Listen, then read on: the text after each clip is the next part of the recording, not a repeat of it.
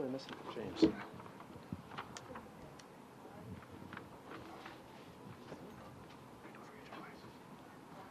No worries.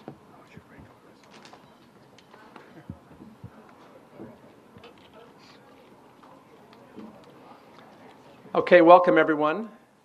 Another great day here in Australia. One thing I got to tell you that's amazing, we've had 23 fights between Sydney and here, and 21 have been finishes. That's a remarkable accomplishment. Attendance today was 7,984. The gate was 1,051,000 Aussie dollars. We've got 4 performance bonuses: Robbie Whittaker, Alex Chambers, Daniel Hooker, and James Vick. Yes. We had 6 transports, and now who's got the first question? Good start with Stipe, please. Obviously, congratulations on a fantastic win for you tonight. The crowd didn't like necessarily your game plan. What was that like for you, knowing obviously the smart thing to do was not to stand in front of them? Was it difficult to stay disciplined and stick to your game plan? Well, no, I mean, I was fine standing up with him, too. I feel like I was teeing off on him when I wanted to. You know, he's got big hands. He's got a good left hook. You know, I wasn't phased at all. You know, but the minute I took him down, I realized it wasn't fairly hard to take him down, so why not? I mean, I was watching the clock, taking my time, wasn't trying to punch myself out, and I mean, I got some good punches on him, too, so I don't know why they were booing. But, hey, you know what? It's the game. You know, I can't make everyone happy, but that's why I got the W. That's all I care about. A lot of us, and I saw a lot of talk online, people thought that maybe his corner shouldn't have sent him out, maybe the fight should have been stopped earlier. Can you tell us what you saw and what you were thinking? I saw that I was winning, and I was going to keep going forward until I stopped the fight or I got the decision. I didn't care. I mean, of course I was looking for the finish. There's no question. You know, I felt like I could have got it, early in the rounds, but he's a tough guy. That's why the ref let it go probably longer than he did.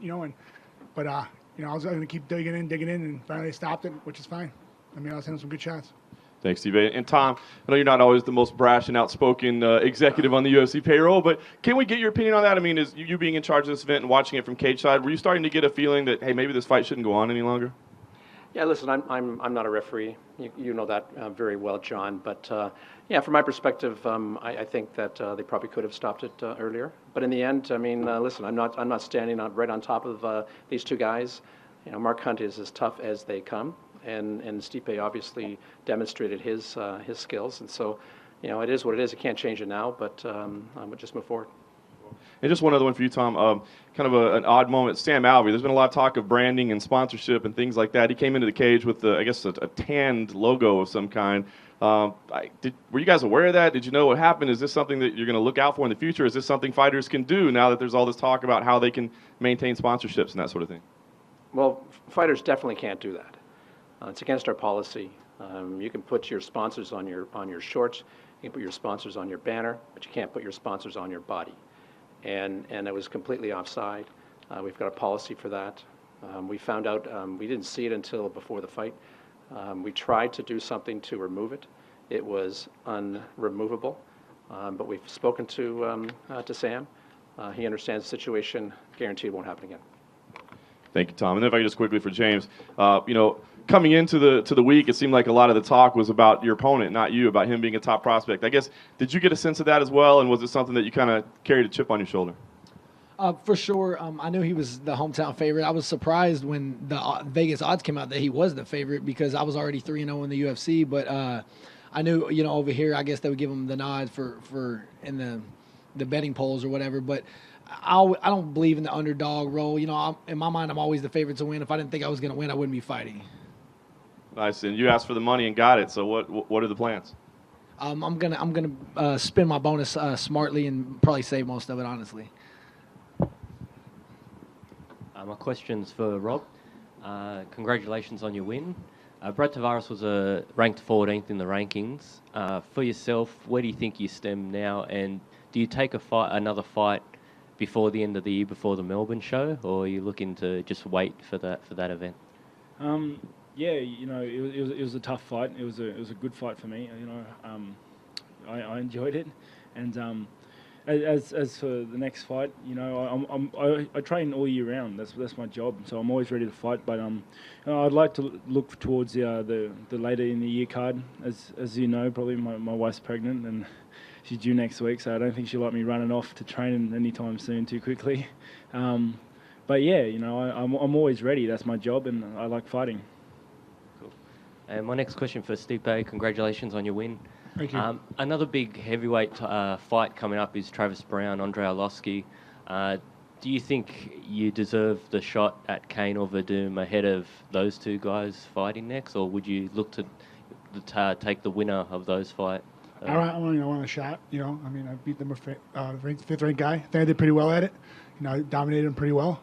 But it's, not my decision is UFC's, but I do want it. I would love to have it. And I'm ranked fourth, and I just beat ranked fifth-ranked guy pretty good. So, see what happens. But right now, I'm just worried about hanging out with my family and doing all the good stuff. Cool, cheers. And just last one from me. Tom, was there any other injuries from the rest of the card, from anyone else heading to the hospital or anything like that to update with? Like I said earlier, there were 6 transports. We obviously take fighter safety and fighter health very, very seriously, as you know we do. So I don't have any reports on any of those transports, but I can assure you they're in very good hands. Cheers, thanks. No problem. Just a question for Stipe. Stipe, congratulations on your win. During the fight, you were landing a lot of strikes on Mark. Just wanted to go into your thought process for a moment.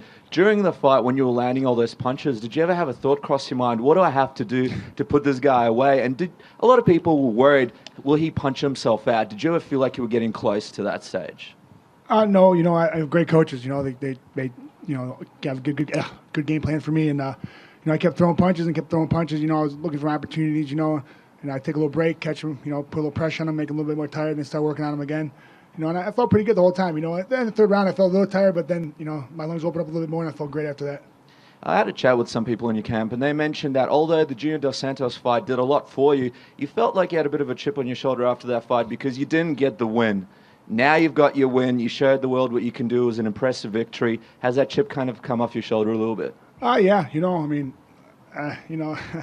It sucked losing in December to GDS. He's a tough guy, man. Tough as they come, but it really sucked. But definitely getting the win over Mark. And him telling me he's going to knock me out. I feel my fight. I don't really get mad too much, but that really, I don't know why, I just got under my skin a little bit. And it is what it is. I understand it's part of the game, and he's knocked people out. He's walked away, but I'm a different breed. So. Just my next question for Sean O'Connell. Sean, Anthony mentioned he thought the fight was stopped early. He wanted it to keep going. Just your thoughts. Did you think the fight was stopped early? Referees are supposed to err on the side of fighter safety, and he wasn't going to get out of that situation. He's a very tough guy, but I could have kept teeing off on him. I actually probably would have liked to land 2-3 more and put him out and on the ground because it looks better for the highlight reel and encourages people to give you bonuses. But, yeah, he wasn't going to get out of that situation, so I think the referee stopped it at a good time. Thank you. Question for Daniel. Daniel, you looked a lot different than in your last fight, a lot more patient. There weren't too many reckless elbows. Tell us a little bit about your time away and what that's taught you about where you're standing now in MMA. Yeah, well, I've changed things up. Working at Saigon Sports Club with a different coach, Barry Robinson, and we've been working on a whole range of new things. So it was good to get a chance to put it all on display tonight, and it all went to plan. And the southpaw, was that just for this fight, or is that something you'll look at putting into play more often? Oh, well, it's a tool I've got in that bag, I only decided 3 months ago to switch. Started doing a bunch of drills, southpaw, and I was comfortable there, so I've stayed there, and it worked tonight. And a question for Stipe. Congrats on your win, mate. Thank you. Where do you see the Velazquez-Verdum fight going, and which guy do you think you match up best against if you do get the title shot? Between those guys, I think it's, who shows up that day. Kane's a champ. He's beaten everyone. Verdum, he's been doing great lately, too. And it's just, I think whoever implements their game plan will be the best. I don't care who it is. I think I have the best coaches in the world, and they have the best game plan for me when I step in that octagon.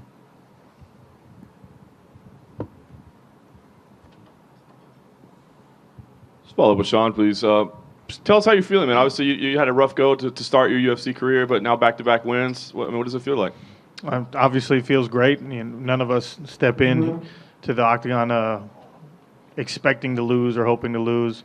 Two in a row is awesome. I'm still a little hurt about the fact that I got robbed in Auckland in that decision. I'll say that until the end of my career. Should be 3 in a row.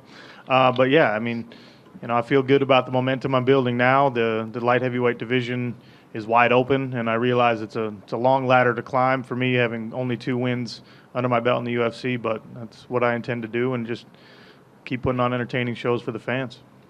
And can you tell us what you saw as you were starting? Because it looked like you weren't worried about pacing yourself or punching yourself out or anything like that. I mean, did you know it was going to be done right then? When I heard him, yeah, I knew that. The first time I knocked him back against the cage, my corner's telling me to be patient because I've in the past had a tendency to go a little crazy in those situations. And when I was able to kind of knock him back on his heels again within 30 seconds or whatever that time span was, I was confident that if I just kept throwing, I could put him away. And like I said before, he wasn't going to be able to get out of that situation. I'll punch for 5 minutes straight if he's hurt like that, and eventually he'll go down. But that's kind of, you've seen my fights before. That's sort of what I do. I should probably start rounding out my skill set a little more so there's more secrets when I come into the octagon. But for now, I'm just punching people. Nice. And what do you think makes sense for you next? So you want to get right back to it? Is there a name? What makes sense? Whoever they want. I mean, I don't think it's realistic or I'm in a position to start calling out individual guys or say, give me a ranked opponent or anything like that. I've always had the mentality from my first fight until now that I will fight whoever you put in front of me, and that's not going to change just because I've won a couple in the UFC. All of us have to kind of maintain what's gotten us here, and so whoever Joe and the rest of the UFC brass decides I should be fighting is who I'll take on next, and I'll never turn down a fight. Thanks. And Tom, just one more quick one for you. Obviously, we've got Melbourne in November. Is there anything else on the schedule in your region with Canada, Australia, anything that you can share with us or potential that there's going to be other events in your region before the end of the year?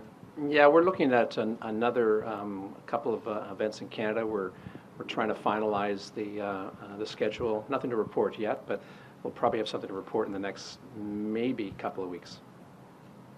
Robbie, one for you. Congratulations, mate. You've had a few people out there saying you might be a bit too small for middleweight. In your first fight at middleweight against Clint Hester, you could hear those shots ringing out around the stadium. And then obviously today, you just needed that one left hook and he was down. What would you say to those people who think you're a bit small? And where do you think your power comes from? I train hard. I've always trained hard. I know I hit hard. My coaches say I hit hard. My sparring partners say I hit hard. So I think I hit hard. A lot of people said I was too small, and given I probably was, a little smaller, I still am. I'm still growing into the division. I can't just level up like that. But as my career goes, as I progress through to the next fight and the fight after, I'm going to get bigger. And I always knew I had the power for middleweight. It was just a matter of displaying it. And one for Tom. Yeah. Mate, obviously, I'm from over in Perth, Western Australia. We've now had the first show in Adelaide. You're going to Melbourne. You've been to Brisbane, New South Wales. Has there been any movement on the West Australian ban situation, and do you plan to perhaps go to Perth at some point and try to speak to the politicians to get some movement? Well, there hasn't been any movement, and they're pretty entrenched, as you well know. The Premier is entrenched, and so there hasn't been any movement. But do I plan to go there? Absolutely. Probably on my next trip, I'm going to go to WA. I mean, clearly, I spoke to a couple of individuals who are actually from WA, who are attending here to understand better what we're doing, and it's a no-brainer. In the end, it's all about athlete health, all about athlete safety, and there's no way to allow these kind of world-class professional athletes to compete in a boxing ring. You know what's designed for. Boxing ring is designed for boxing, and an octagon is designed for mixed martial arts. So I remain resolute in my thinking that it's a matter of when, not if. We'll be persistent, we'll be disciplined, and we'll sell it on facts, and that's the way you have to go about it. And Tom, did you say there were a few people here today from WA? Yeah. Can you shed any light on who they were and why they were here? Well, I think they probably wanted to see a great show, and they did. Do you mean the fans or actually politicians or combat sports figures from WA? The latter. Okay. Hey, Tom. There was talk if Mark Hunt got over Stipe today that could set up a possible title match for the Melbourne card. Obviously, things didn't go to plan for Mark. Stipe versus the winner of Verdum and Cain Velasquez, possibly for Melbourne. You know what? I always get asked these questions, and the good thing is that we've got the best matchmakers in the world. You know, between Joe Silva, Sean Shelby, and of course Dana. That's their call. I think that we'll find out probably in the next 2-3 months what that card's going to be like, and I think it's going to be a fabulous card. It's a pay-per-view, UFC 193, November the 15th. It's going to be a great show, and we'll find out soon enough. Do you believe 1 or 2 title belts might be in the line for that Melbourne card, seeing it's such a historic event? Yeah, I think so. But again, it's all about what our matchmakers do. I mean, they are the best in the business, and I trust them. Well, we've got Jessica I in the audience. Maybe it's Jessica I versus Ronda in Melbourne. What do you reckon, Jess? Let's take care of Misha Tate first, and then we'll go after that title. Hey, Dan, you've come up with a beautiful statement after your win in New Zealand, the hangman for Japan. Have you got a new one now that you've won in Adelaide? Oh, well, I have to think of a whole new one. I'll find an event, I'll pick it, and I'll get back to you. Ruo C, you're going to get back in time for your radio show? Yeah, we go live 3 p.m. It's a 3 to 7 afternoon drive show in Salt Lake, and my flight lands at 1 p.m. So I should make it back in time to do the radio show. Plenty of time. Robert, well done on your win. After your win, obviously you had a killer T-shirt with the Mortal Kombat sponsor, and a lot of people tweeting out a lot of the Mortal Kombat quotes. Do you have a favourite Mortal Kombat character, and when are you going to play it next? Yeah, favourite Smoke. He's pretty cool. And yeah, I was playing the games up until I had to leave this morning, so I intend to go back there and do it again. Look, I did in the octagon tonight. I was like, finish him. Thanks, mate. You're probably not going to give an answer on this, but just any closer to an announcement on where the Melbourne card will be and how far away can we expect that announcement in terms of the venue? Yeah, we are probably 2 months away before announcing where we're going to be. As you know, we've got both Etihad Stadium and Rod Laver Arena held, and we won't know until we know the card. Do you have a preference? My preference is that we go to Melbourne. It's going to be great.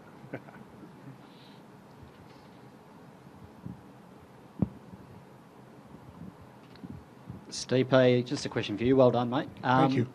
Do you have a desire to fight in the Melbourne card? Obviously, for us, down under, this is probably the biggest, and across the world, it's probably one of the biggest we'll see. Do you have a desire to be part of that, maybe as a headline act?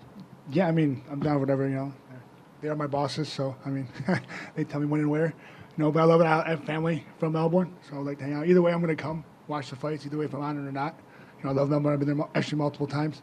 So, whatever, I'm in. Yeah. So it's a realistic possibility for you? Whatever Tom says. Fair enough.